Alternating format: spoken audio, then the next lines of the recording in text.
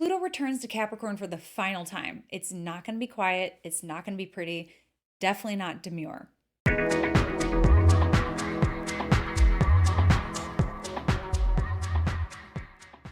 On September 1st, Pluto, the planet of death and rebirth, is going to retrograde back into Capricorn for the final time. The final time. This is the end of an era, folks. We've been working with Pluto and Capricorn since 2008.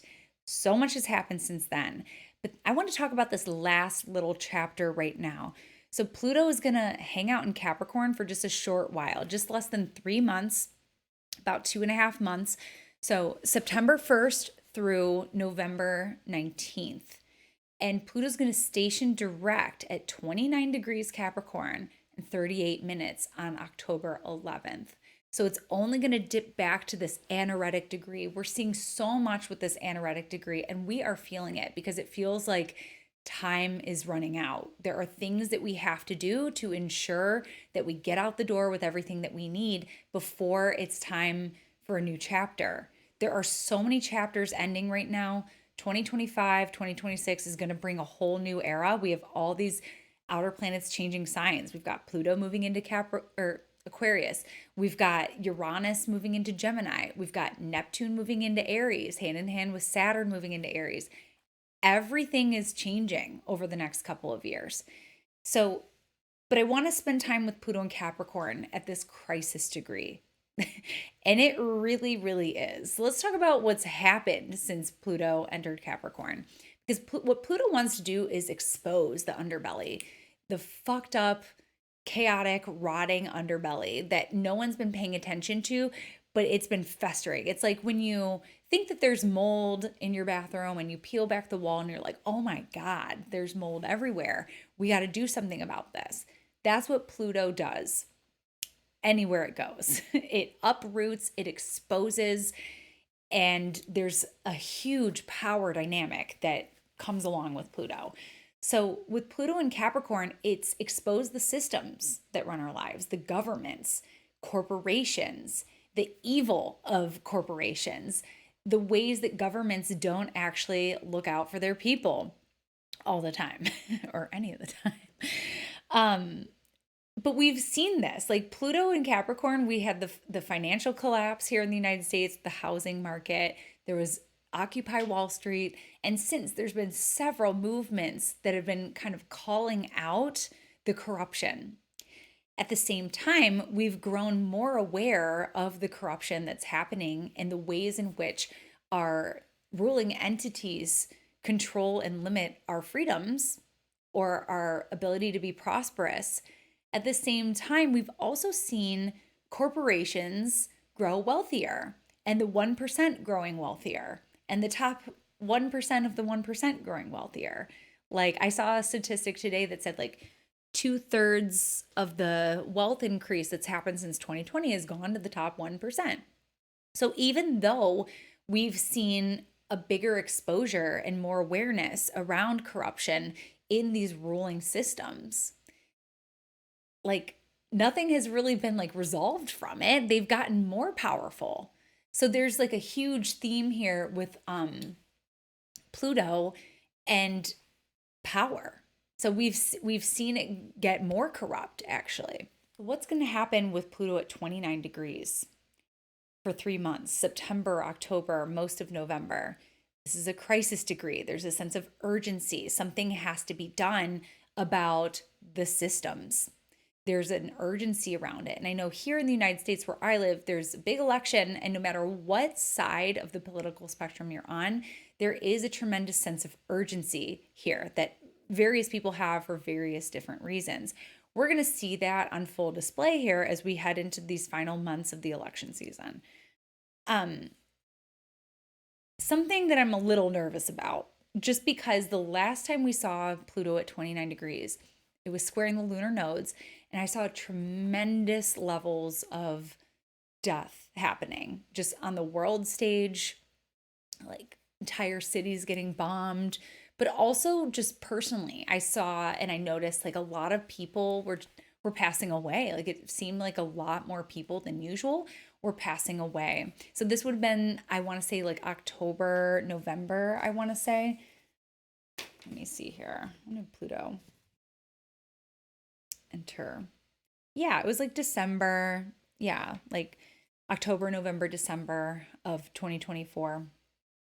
Um, yeah. So I'm nervous about that. Now, we won't be having the involvement of the lunar nodes here, but still, 29 degrees, Pluto representing like death, change, forces that are inevitable, forces that are bigger than you, forces that you have no control over, forces that are playing God, that sort of thing. Um, Pluto has a definite mission. It destroys or reorders everything that it touches. So there's the destruction of the old order. Something new is being reborn. Pluto's desire is to expose corruption on all sides. It really doesn't take sides, it's exposing all of it. There are things that you can change if you want to be the change. There are also things that you'll never change. And that is the message of Pluto. Like sometimes you can, but you have to surrender to Pluto in a way if you want to be the change. There are some things that you cannot change with Pluto. You cannot stop the avalanche. You cannot outrun it. You cannot always stop the collapse. So there's something about this Pluto at 29 degrees where there's this awareness of things collapsing, things needing to be reordered, things needing to be put back together.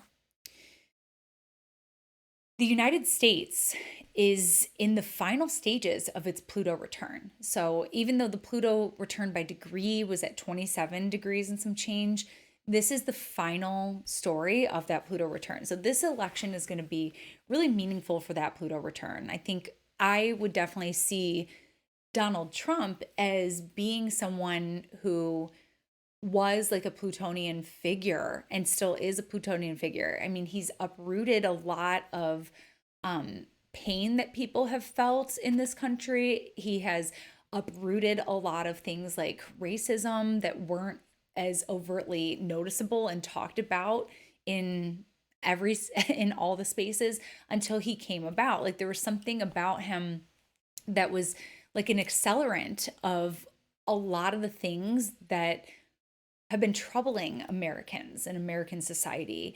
And yeah, agree with me. This isn't about like who you want to win. This is just a fact. Like the fact that he won was a really big wake up call for people. And so I think he has been a catalyst of the Pluto return. But I will say that Kamala Harris, her sun and moon at 27 and some change, Libra and Aries, are squaring this Pluto. So when Pluto comes back into Capricorn, she's going to be feeling that Pluto in a big way. So I've always said, and I've been saying this for years, that I saw her playing some significant part in the Pluto return story. So I've got a progressed lunation video on her I've released where I've talked about that in there. I gave it a mention. So I think that her role here is going to be really important. So while Pluto in Capricorn has exposed how corrupt and financially unfair everything is, like the distribution of assets, the world has just become more corporate washed and dismal. It's gross, it's depressing. And another thing that has come to my mind here is how the real conspiracy is putting it out in the open and publicizing and making a mockery of itself. So conspiracy theories, I used to love them. I used to love just like reading about every like shadow governments and everything like that. But it's become such a joke. And I think that that is such a Pluto and Capricorn thing, is just like making the conspiracies mainstream, giving them a life of their own and making a mockery of itself so that now you can't even question anything because it's kind of for quacks. Yeah, like let's be honest, conspiracy theories have gotten kind of out of control and ridiculous. And like you always had to be kind of careful about believing what you read and checking your sources and everything like that. And like thinking for yourself, like, does this make sense? But you can't even get into conspiracy theories anymore because they're just so ridiculous. And I think that that is a Pluto and Capricorn power move is just like, all right, we'll just put it out there and then no one will question sort of like the shadow motives and the shadow governments. But they do exist, and Pluto and Capricorn is here to remind us of that. So, who will gain the power? Who will gain the upper hand? This is a big dramatic question of Pluto at 29 degrees Capricorn. There's a lot of big league disputes going on the world stage. We've got a humanitarian crisis going on in Gaza. We're striving, as I'm recording this right now, we're striving to negotiate a ceasefire going on and the return of hostages. And there's just like this big question of what's going to happen in this nation. Okay. There's also the Ukraine and Russia war that is still going on. And there's also political wars going on, as well as the big one, the biggest one, I think, is like the corporations. I mean, Pluto in Aquarius is kind of like highlighting how it's not even about, like, I think we're going to reach a point where corporations have more power than nations. Yeah. So we may be feeling some of that here at 29 degrees Capricorn. Like, who holds the power? Who controls the structure? And there's deep, deep concern about that at this degree. A deeper desire to uproot and to implement some semblance of control here. So that's a little bit about Pluto and Capricorn. I don't expect this to be an easy transit. I think we're going to see corruption at its peak manifestation around this time. So just keep your eyes and ears open, and just remember that this is the last time we're working with this. This is the last of it. So we're going to see it go out with a bang. We're going to see some big power grabs. Capricorn, that Capricorn Cancer axis is clingy. It wants to hold on. There's like a desire to hold on at any cost. And we'll go out kicking and screaming. So just be prepared for that.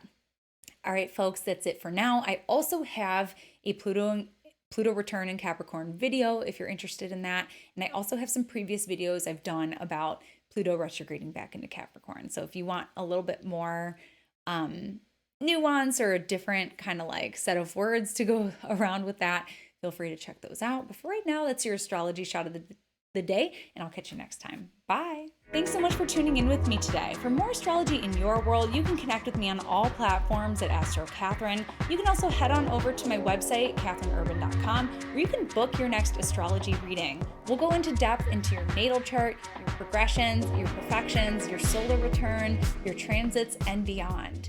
You can also join my mailing list where you can stay up to date with me on new classes as well as article drops. I look forward to connecting with you, and I'll see you next time.